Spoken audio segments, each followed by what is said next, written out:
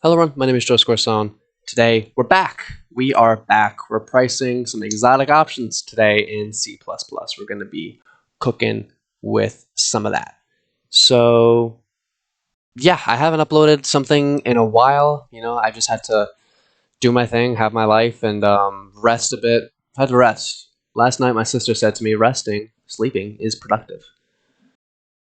And so I went to sleep at a normal time. If it was up to me, my routine would be wake up at 12 p.m., have a day, whatever, like eat, go to the gym, do what I want to do, play guitar, read, and then like 9 p.m. to 2 a.m. work, like quant, do my thing, right? And then go to bed like 3 to 12. In the perfect world, that's what I would do. I want to know what you guys would do because I'm not going to sit here and believe that I'm the only one that wants something that's strange. But obviously, that's just not feasible and not healthy. Don't do that. But yeah, I've had to rest a little bit. I guess you can see why now. And yeah, now we're back to another video. So we're going to be pricing some exotic options today in C++. In C++, because you guys voted for C++. Nobody voted for Zig. I did a poll about what language to do this video in. Nobody polled in Zig. I wanted to code in Zig. But we're coding memory leaks today. So we're going to go ahead and do that. Yeah, we're going to hop into it. So before we do that, this is max account. Thank you guys so much for the growth on that. Almost at 1K. I'm at 2.5K. I'm at 2.73K, I think, on here, which is awesome. Thank you guys for that. Here, this is my algorithm I made in collaboration with LuxAlgo. You get two indicators. You get these algo levels, which is based on where different machine learning models are likely to cluster their predictions around. So that way you can know where there will be liquidity, right? It's liquidity-based, prediction-based, where the money will be based, where the models would predict, so that we could see where their trades are likely to be. And then this one is pretty much that, but better. It's different. The whole idea is that the other models would be predicting with out of relevant data, and my model would be predicting with relevant and useful data, right? I don't even know what other word to use for that. But yeah, check this out in the description if you actively trade. Could help you out, and it helps me out. It helps me out. So yeah, and this code is all on my GitHub. So we're going to go ahead and do that. These are the two papers, right? I thought this was funny. But yeah, these are the two papers. At first, I was cooking, right? I was doing really good. I felt really confident. And I was like, oh, I'm killing it. I understand so much, this and that. It all makes so much sense. And then I came across this paper, and I was like, I know nothing. But that doesn't deter us. We find one that's not accurate, right? It's like an introduction and some preliminary, right? So we're going to use this to price out our options. We're gonna do it kind of as an extension of the Black-Scholes model. So if you don't understand like what options are, what I'm talking about, this and that, I think it would be better for you to check out my videos about about the Black-Scholes model and binomial pricing models before we do that, because we're not going to spend any time talking about that. Like, I had the functions written. I'm not really going to talk about them at all. They're just for us to compare the prices, and because they are necessary in pricing out one of the kinds of options. So yeah, we're going to go through, and there's these tag unions, union enum classes, whatever you call them. Here, the point of these is that only one of these could exist at once, and that is for the kind of barrier and the option type. We have our little constructor here. We have our public pricing API that we're going to implement. We have our code to price a vanilla or a Black-Scholes option. We have our normal distribution, which I want to vomit at every time I see. And we have our private ones. And then we have an example main here to actually run everything. So we're going to implement these two functions and then this guy. Also, leave this down below for me if you guys rather me type it along during the video, or if you just want me to talk about it. Obviously, it takes more time when I actually have to, if option type call, right? When I have to actually type all that stuff out, then it does take more time. But if you guys just enjoy that more, then you just enjoy that more. And that's not even an if statement. So if our type is as a call, then we actually have an if. And then if our strike price is greater than our barrier, I believe I have H as my barrier. Do I not? I'm just going to trip real quick. Yeah, barrier level right here. Okay, cool. Now I realize I didn't talk about at all what a barrier option is. So let's talk about that, right? So there are four kinds of barrier options. We have down and out, down and in, up and out, up and in, right? And it's all contingent on a barrier that is at a price, right? So then if we have an actual stock price just in blue, right? Then it'll be priced differently depending on where it is relative to this barrier. So if it's down and out, that means that our price was up here and it crossed below our barrier. That means that the option is nullified down here. Down below the barrier, it is out. It's a knockout, knocked out of profitability, knocked out of money, right? And so it's like almost like another strike price is how I kind of thought about it. Because then there's down and ins, which means that it exists in here, right? So now imagine if your strike was down here, but your barrier was up here, and now you can make money in here. And you make more money, obviously, because you have to be more right. So yeah, and then just as well, same thing just for up and out. Now it's nullified, or up and in. Now it exists. We're good. Those are crappy check marks. Bang. Right. So now let's go ahead. Actually, before we do that, before we go ahead and implement them, right, for down and out, it doesn't make sense for us to have a down and out call or a down and anything call, because that's just losing money, right? It's just it doesn't make sense for us to price these options differently if they're just moving down. Same thing for like an up and out put. That doesn't make sense. So we're only I don't know if they actually do it. You need to like actually be a big dog to trade these. I don't know if they actually do that, but we're gonna only do down and out puts or down and whatever puts and up and whatever calls, because that just like seems logical that you would only price them out like that. Yeah. So with that being said, right, we're going to price for an up and something call option and a down and out put option, right? And so you might also know, oh, you said four things, but there's two functions right here. Just be patient, right? Those are going to come later on. So now, if we're up and out, so we crossed above our barrier, we're knocked out. So we're going to return what's called our rebate. Now our rebate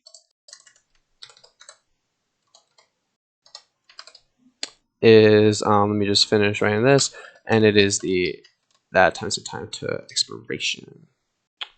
What do I know? Okay, cool. And now,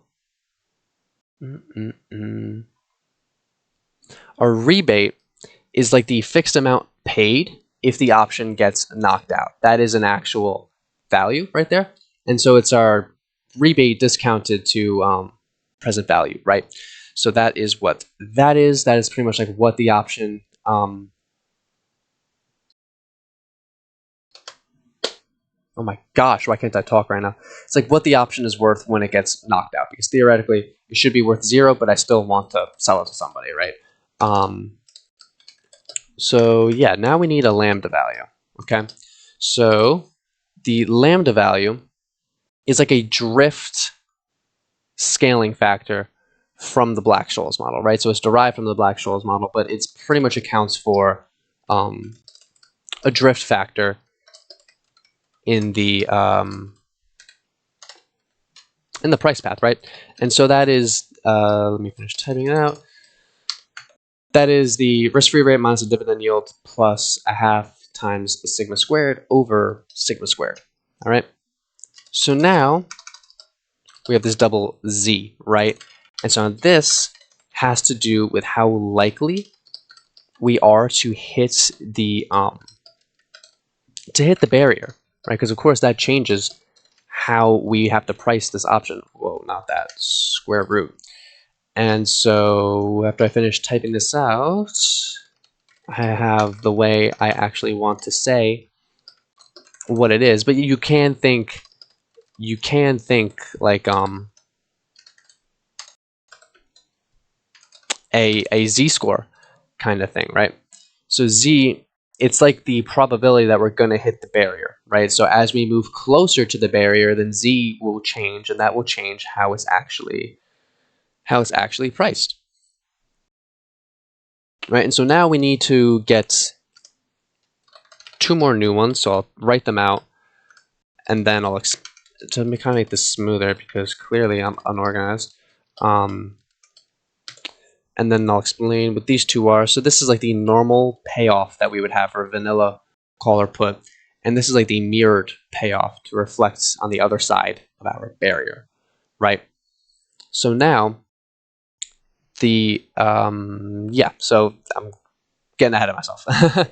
But yeah, cool. So now let's implement this. So it is log spot price over the strike price. And then let me just believe it's just that.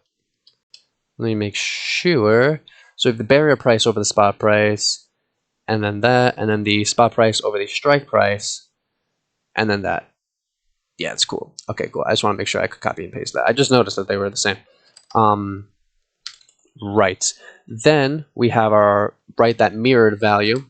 So this is our barrier squared over, and this is in parentheses, S, our spot price times our strike price.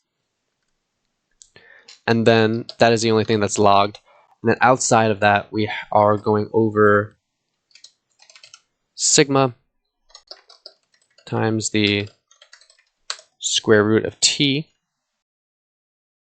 right?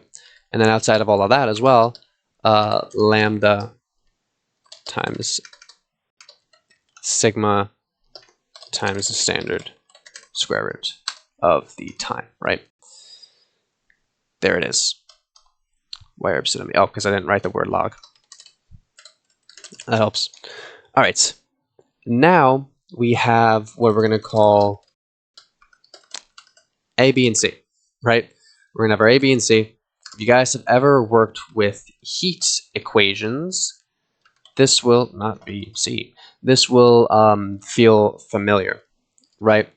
So A is the regular payoff that we would get from a vanilla option. B is the mirrored term, right? The mirrored term based on that barrier. And then C kind of brings us back in line because of the probability that we're going to hit the barrier, right? So how are we going to implement that? I considered right there just copying and pasting it and talking about it. How long is this video? We're already 12 minutes in, so yeah, not that. So yeah, I'm going to go ahead and do that for you guys then. Just so that way this doesn't go too long, right? So double A is our spot price times e to the dividend yield times time. And then we're finding this probability, this normal distribution for our x1 value, right? Remember, x1 is the payoff, so pretty much, or what's the probability of our payoff likely to be. Here we have it again, but with the time and our volatility. B is it mirrored on the other side of the at each other side of the barrier, so we're using our y1 value and our probability of it hitting that, right? Both of these under there, because the size of the payoff relative to the probability of it actually hitting that is what we're using to kind of price this. And then, and these are all, this is all scaled by the spot price. And then we're going to take the strike price, all right, take the same thing, but with our risk-free value. And then we're also going to scale this more based on the volatility and the time of our payoff and our probability of hitting it. And then we also have these values of our barrier relative to our spot price, right? How far are they? And multiplying that by our lambda, right? So I feel like that was better than me just fumbling around with it and typing it all out. So now our knockout price is A minus B plus C. Cool. And now we're going to return stood max of our knockout price, or 0. And now, if it is 0, that's fine, but we just have to also scale that, well, either one really, but this is really specifically because the rebates matter when we're knocked out. Is our rebate discounted to present value? All right. So now we're in this if, right? I'm just going to have this and then throw a standard throw.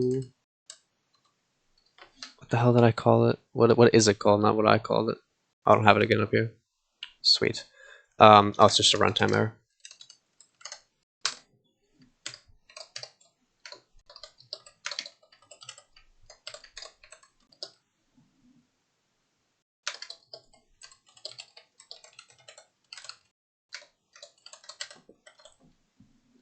Right? So like conceptually,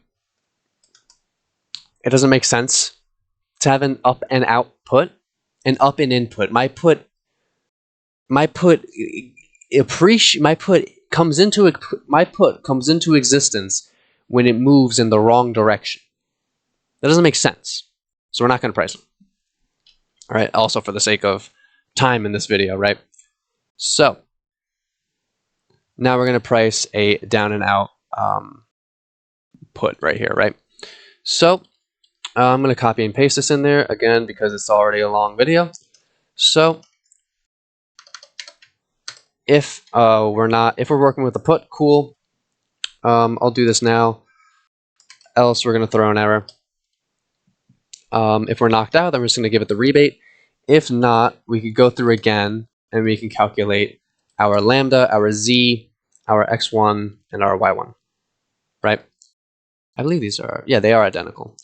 So I should have them in the class, but it doesn't matter. It doesn't matter. Because they are only needed when we're going to price barriers. If we want to price vanillas, then you don't need them, so why create the memory? We are using doubles too. I don't know if anybody's like upset at that, like it's hurting their soul. I chose doubles because of the extra precision. I know it's more memory, but you get more precision. Even though we don't need it. But yeah. So our ABC again, but this time we have negative y1s and a negative z. Negative y1s, negative z's, right? Because it's puts and stuff like that. So that way we can actually have a have it represent the appreciation in the right direction. So we're going to say knockout price is again a minus b plus c, right? If you remember the vanilla payoff from the option, the mirrored down adjusted term, and we're scaling that by this guy over here because it's relative to the barrier, and then just the partial recovery. It's a partial recovery adjusted by the probability of the barrier hit. Splendid, dude. So now we can do a similar thing. We're going to return either the knockout price or the rebate plus, or the rebate discounted to present value. Cool. Now, the last thing we got to do is actually implement our pricing API, like our public one. I want to get rid of you. And then we're done. Right, so we're going to have a switch for a barrier type. I don't really like how it just completed all that for me. I forgot it did that.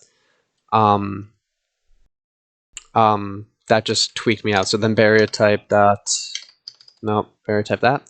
Yep, up.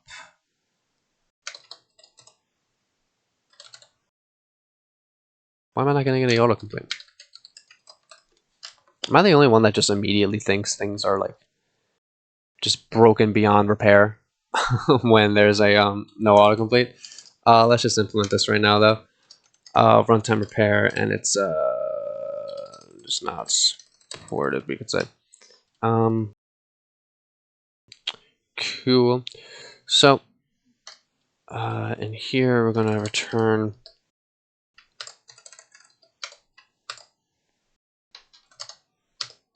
price up and out, and you're a function, a dir. Why are you unhappy? Must be a class or a namespace. It's a union. It's my thing.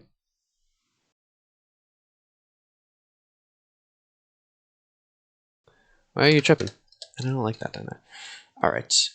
For the sake of me getting around this,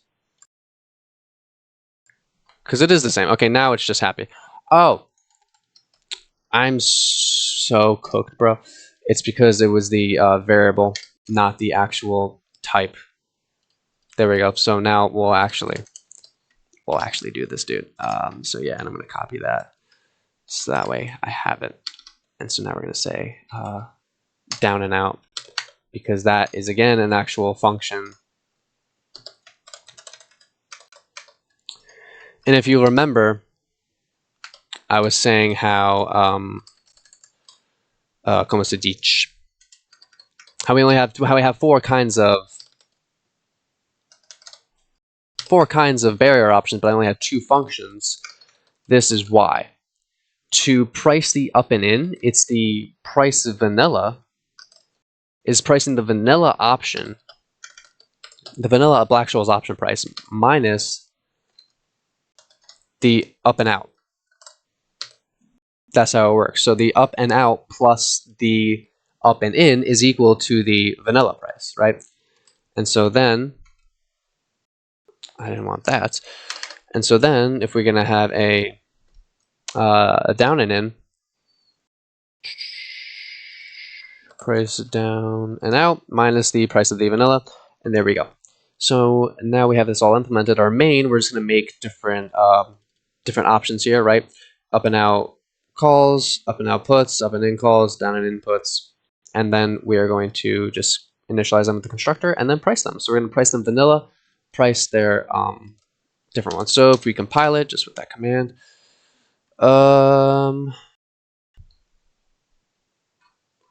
why are you yelling at me? Oh, it's because I'm I'm just doing something. I have to say throw. So now, and then there we go. So now we can see we have the vanilla price, and then these two added up equal the vanilla price, right? So the up and out call option is worth this much, and the up and in is worth that much. And so clearly we're pricing in that's going to stay below that variable more. And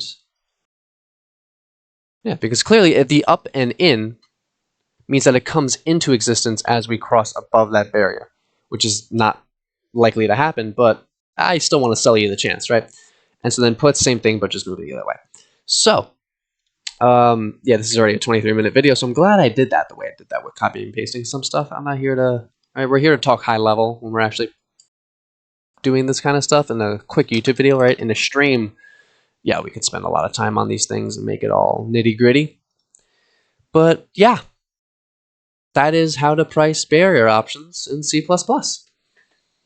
Right, like I honestly am not sure if people will price like a down and in call, because that makes no sense.